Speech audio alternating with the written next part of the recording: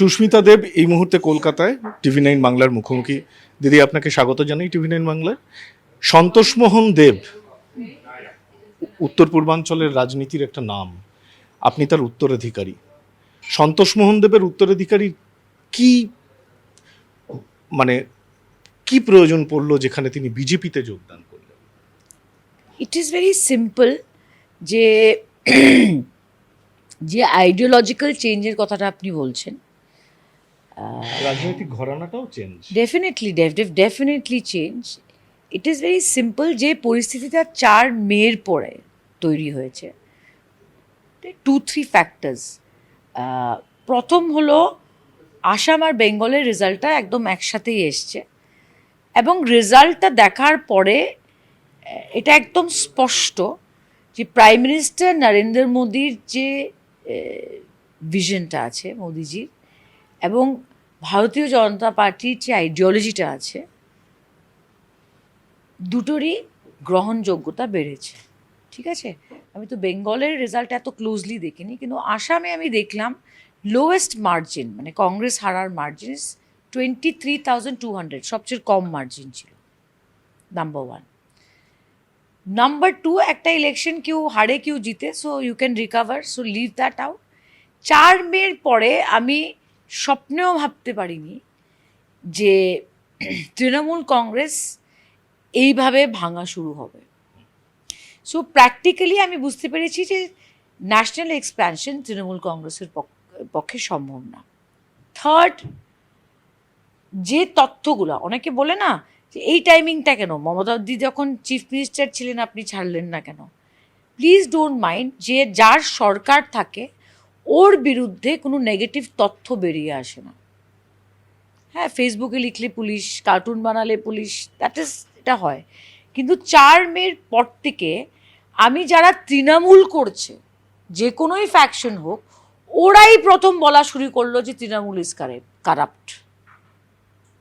আপনার নিজের অভিজ্ঞতা কি?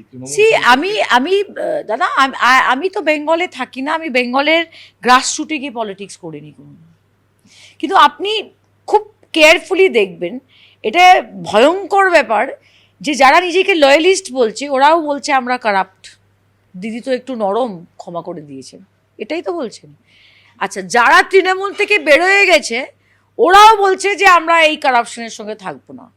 তৃণমূল ভেঙে গেল বলেই কি আপনারও মন ভেঙে গেল? No, it is, I am giving you 3-4 reasons.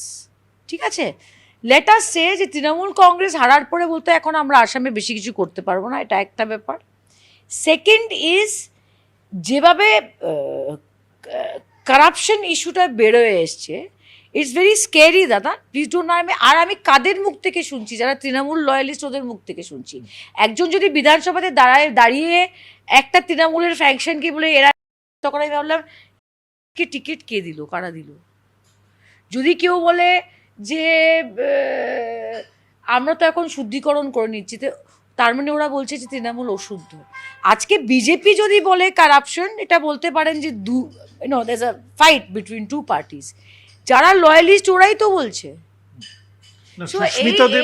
It's is very simple. Sushmita দেবকে আজকে আপনারা বলতে পারেন আপনি 2বার দল বদলেছেন, আপনি প্রথম কংগ্রেস ছাড়লেন, বিজেপি, বাট ক্যান ইউ? মজাটা হচ্ছে আপনি কংগ্রেস ছেড়ে এসেছিলেন তৃণমূল কংগ্রেসে, তবু সেটা একটা রাজনৈতিক ঘরানাটা প্রায় একই ছিল।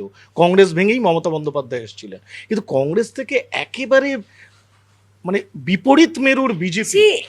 এই প্রশ্নটা, বিজেপির সঙ্গে আসামে আপনার লড়াই, এই প্রশ্নটা, it is direct question is why the ideological change, এটাই তো আপনি বলতে পারছেন।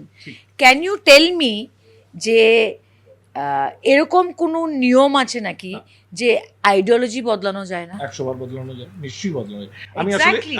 সো দ্য কোয়েশ্চেন ইজ, আমি আপনাকে আবার বলছি, আপনি নর্থ ইস্টার্ন স্টেটস দেখেন বা পশ্চিমবঙ্গকে দেখেন বা ওড়িশাকে দেখেন, এই আইডিওলজির গ্রহণযোগ্যতা বাড়ছে। আমাদের ভালো লাগতে পারে, খারাপ লাগতে পারে। অ্যানাদার থিং, বিজেপির আইডিওলজিটা কি? হ্যাঁ, আমাকে এই শিক্ষাটা কে দিয়েছে? কংগ্রেস আর তৃণমূল দিয়েছে। ঠিক আছে, যে পাঠশালার ছাত্রী আমি ছিলাম, সেই পাঠশালার প্রিন্সিপাল আমাকে একটা জ্ঞান দিয়েছে যে হোয়াট ইজ বিজেপিজ আইডিওলজি। সো আমি কাদের চোখে দেখেছি? কংগ্রেসের চোখে বিজেপির আইডিওলজি শিখেছি, আমি তৃণমূলের চোখে বিজেপির আইডিওলজি শিখেছি। সো বিজেপির আইডিওলজি কি এটা আমাকে নিউট্রালি বুঝতে হবে, দেখতে হবে। তৃণমূল কংগ্রেস ছাড়ার পর অনেকে অভিষেক বন্দ্যোপাধ্যায়কে দায়ী করছেন, মমতা বন্দ্যোপাধ্যায়কে সরাসরি দায়ী না করলেও তিনি প্রশ্রয় দিয়েছেন অভিষেককে, অনেক কিছু বলছেন। মমতা বন্দ্যোপাধ্যায় অভিষেক বন্দ্যোপাধ্যায় সম্পর্কে আপনার মূল্যায়ন কি? দেখেন আমি আপনি যে দলটা করলেন কেমন? It is very simple. National এক্সপ্যানশনটা সত্যি বলতে গেলে অভিষেক বাবুই দেখতেন। হ্যাঁ, দিদির অ্যাজ এ চিফ মিনিস্টার এত তো হয়তো সময় ছিল না, হোয়াট এভার।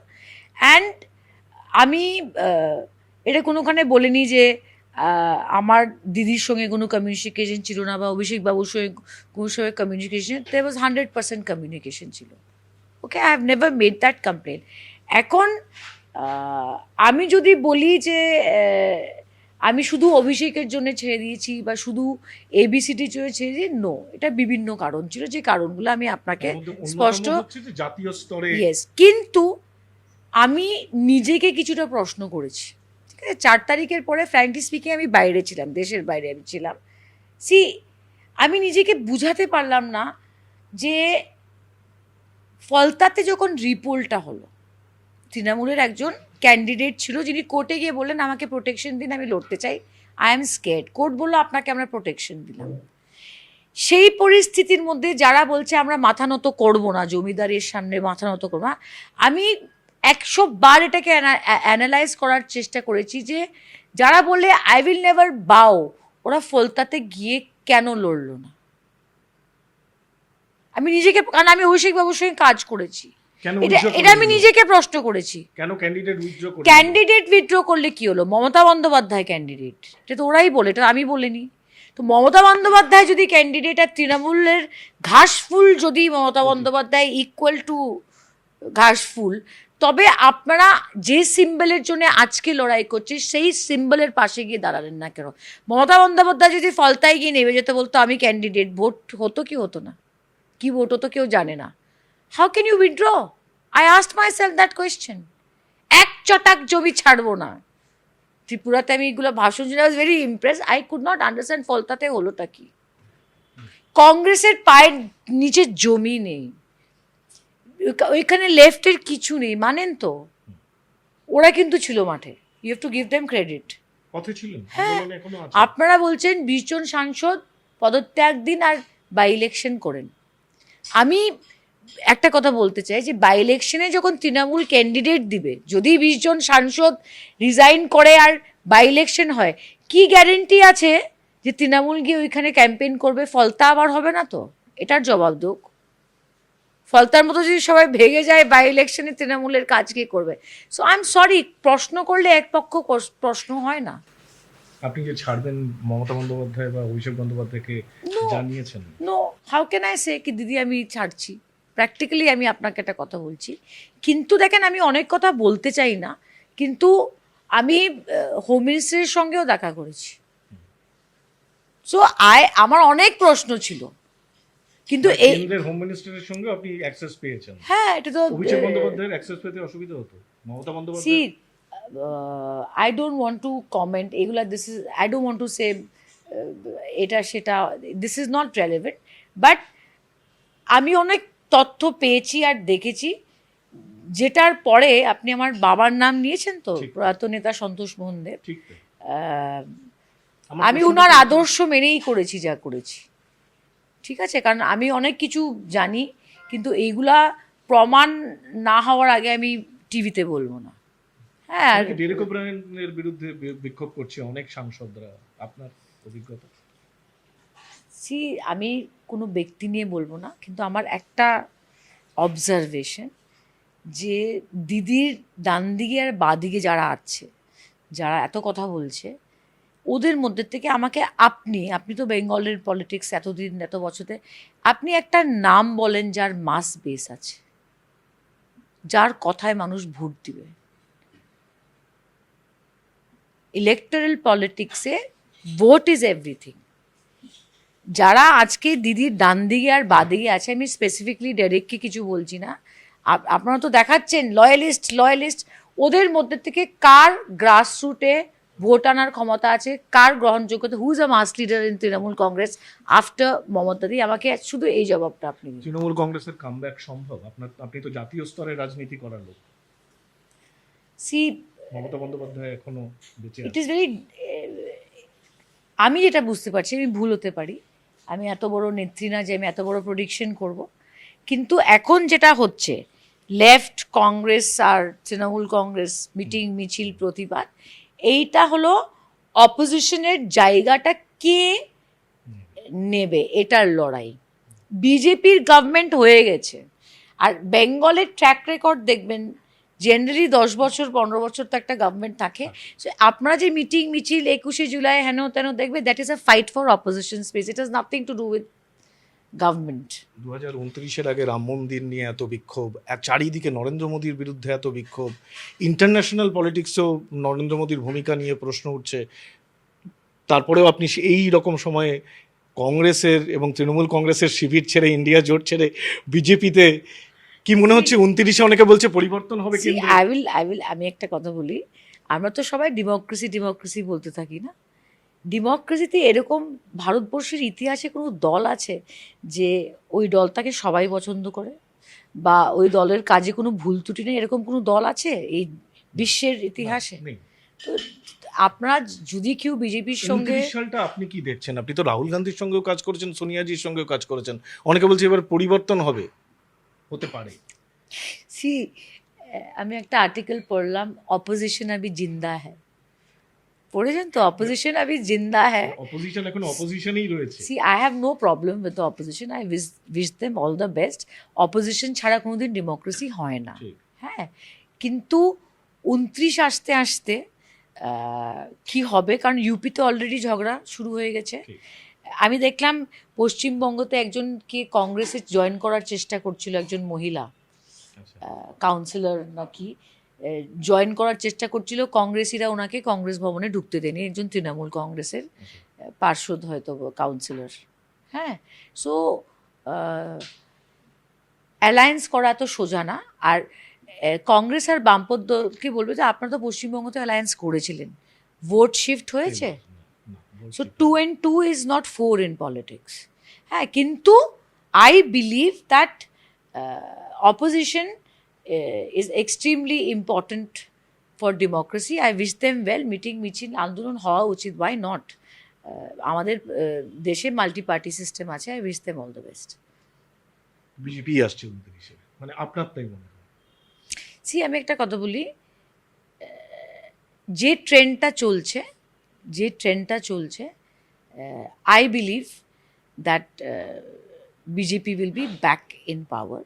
হ্যাঁ, আর পশ্চিমবঙ্গতে শুধু একটাই প্রশ্ন থেকে যাবে, that which is the primary opposition, দ্বিতীয় কোনো প্রশ্নই নেই। আপনি বিজেপিতে যোগদান করলেন, কলকাতায় দেখলাম কালকে শ্রমিক ভট্টাচার্য, যিনি তৃণমূল কংগ্রেসকে নেব না ইত্যাদি বলছিলেন, আপনাকে সুস্মিতা দি বসুন খুবই সম্মান দিয়ে বসালেন, ভালো লাগলো।